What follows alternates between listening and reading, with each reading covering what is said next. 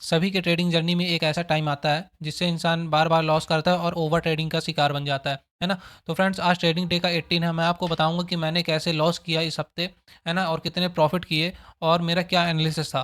तो चलिए शुरू करते हैं। फ्रेंड्स, इस वीडियो में आपको बहुत कुछ सीखने को मिलेगा। आप वीडियो को लास्ट तक जरूर देखना, जिससे आपका पैसा बच सके लॉस होने से, है ना।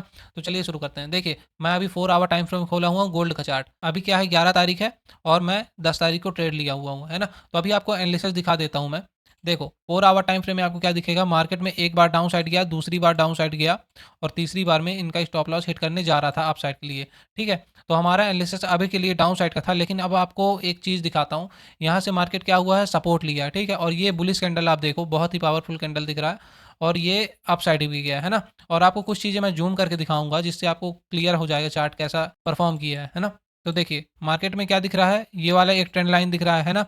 और ये कैंडल आप देखोगे, ये बुलिश कैंडल बनाने के बाद ये बड़े बड़े कैंडल दिख रहे हैं विक, और मार्केट साइडवेज दिख रहा है, अप साइड जा रहा है फिर वहीं रुक रहा है, फिर अप साइड, मतलब डोजी कैंडल भी बन रहे हैं ना। अप साइड अच्छे जा रहा है ना डाउन साइड जा रहा है। लेकिन अगर ये बुलिश कैंडल में अगर ताकत होगी तो क्या होगा, मार्केट इसका स्टॉप लॉस हिट करने जा सकता है, ठीक है। और वैसा हुआ भी। तो मैं क्या ट्रेड लिया हूँ आपको बताऊंगा। मेरा अभी एनालिसिस 4 आवर टाइम फ्रेम में डाउन अप साइड का है। तो हमारा एक लॉजिक अप साइड के लिए हो गया है, ठीक है। अगर ये कैंडल में ताकत होगी, अगर अच्छे से हमको सपोर्ट एरिया में ट्रेड मिलेगा, तो हम क्या करेंगे, अप साइड के लिए ट्रेड प्लान करेंगे। 1 आवर टाइम फ्रेम में आपको दिखाता हूँ क्या एनालिसिस है। देखो फ्रेंड्स, जब आप ट्रेडिंग करो ना, तो आप हर एक टाइम फ्रेम में एनालिसिस जरूर करना। जैसे मतलब अप साइड आ रहे हैं तो कैंडल कैसे बड़े बड़े बन रहे हैं। देखो, एक बार अप साइड आया, थोड़ा सा पुल बैक लिया, फिर अप साइड आया, पुल बैक स्ट्रगल किया, और फिर एक बार अप साइड में इनका पूरा स्टॉप लॉस हिट कर दिया। ठीक है, इतनी बात आपको समझ में आई। देखो, सेलर्स और बायर्स के माइंडसेट से सोचोगे कि मार्केट में क्या हो सकता है, तो ये चीज़ आपको समझ में आएगा, है ना। तो इतनी बात आपको समझ में आई। अब 15 मिनट टाइम फ्रेम में चलते हैं। इसमें भी स्ट्रगल किया है, अगर अप साइड जाना होता तो जाता। ठीक है, 15 मिनट में मेरा क्या एनालिसिस है। मार्केट में आप देखना कि 2 बार पहले से ही ट्रैप कर चुका है। ये बायर्स ने इनका स्टॉप लॉस बार बार हिट करवाया है। ठीक है, एक बार ये ट्रैप, दूसरा ये ट्रैप, तीसरा ये ट्रैप, मतलब 2-3 बार ट्रैप कर चुका है। लेकिन 4 आवर टाइम फ्रेम में हमारा एनालिसिस अप साइड के लिए था, और कुछ चीज़ें ऐसी थी जो डाउन साइड के लिए भी हमको प्रेरित कर रही थी कि डाउन साइड भी जा सकता है ना। लेकिन हमारा मेन मुद्दा क्या था, अप साइड जाने के लिए। तो हम अप साइड के लिए ट्रेड प्लान किए हैं। आप 5 मिनट टाइम फ्रेम में आप देखोगे तो मार्केट में ये यहाँ से एक रिजेक्शन मिला और यहाँ से एक सपोर्ट मिला। ये एरिया बढ़िया सा, एक बार बाइंग आया है, दूसरी बार बाइंग आया है, मतलब बार बार बाइंग आ रहा है। तो मैं सोचा कि अपसाइड जा सकता है मार्केट, ठीक है। तो हमारा एनालिसिस टोटली अपसाइड के लिए था और 4 आवर के अकॉर्डिंग था, है ना। बड़े टाइम फ्रेम को हम एनालिसिस करें तब हमको समझ में आया कि अपसाइड मार्केट जा सकता है।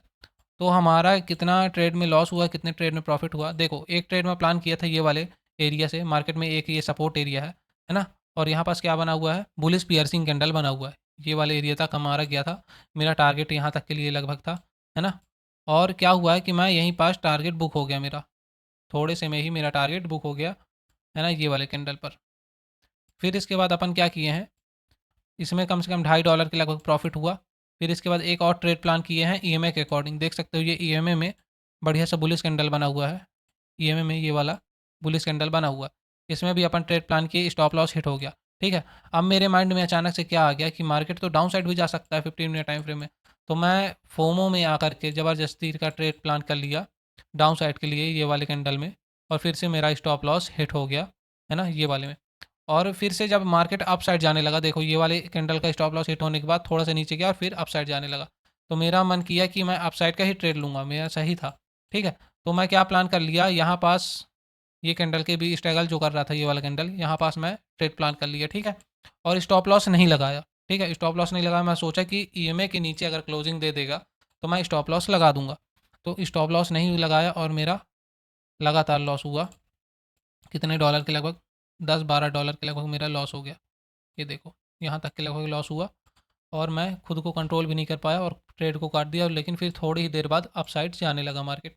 फ्रेंड्स, यही चीज़ मैं आपको समझाना चाहता हूँ कि आप जब भी ट्रेड लो तो मार्केट में स्टॉप लॉस लगा करके रखो। नहीं तो कभी भी मार्केट आपकी डायरेक्शन से बदल सकता है और लंबा स्टॉप लॉस खा सकता है। देखो, मैं मेरे स्टॉप लॉस ना लगाने का नतीजा क्या हुआ, $12 के लगभग मेरा लॉस हुआ। ठीक है। अब आपको पीनल दिखाता हूँ। देखो, सबसे पहला ट्रेड में प्लान किया था ये वाला, ये $2.59 के लगभग इसमें प्रॉफिट हुआ था। आप देख सकते हो ये वाला ट्रेड है, ठीक है।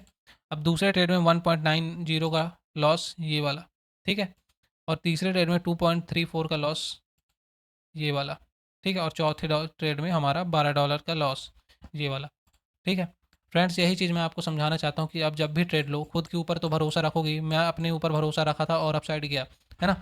लेकिन क्या हुआ कि मैं स्टॉप लॉस लगाना भूल गया और गलती मेरी ही थी। मैं मानता हूँ अपनी गलतियों को।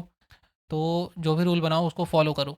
अगर आप नहीं करोगे तो फिर ये लॉस पे, यहाँ ट्रेडिंग में एक चीज़ कॉमन है कि या तो आपकी बात पैसे से ही होगी, लॉस भी होगा तो पैसे में, प्रॉफिट भी होगा तो पैसे में। मतलब यहाँ जो भी बात होगी पैसे से ही होगी, इसमें बिना पैसे के कुछ भी नहीं हो सकता। इसलिए फ्रेंड्स अपने रूल्स को बहुत स्ट्रिक्ट रखो, फिर बाद में सब कुछ आता है, ठीक है। अभी आप ट्रेडिंग सीखने के लिए वर्क कर रहे हो, मैं भी सीख रहा हूँ अभी आपके साथ, और वीडियो के माध्यम से आपको भी बता रहा हूँ कि हम कम पैसे से कैसे ट्रेड कर सकते हैं। यही सब चीज़ मैं आपको बता रहा हूँ।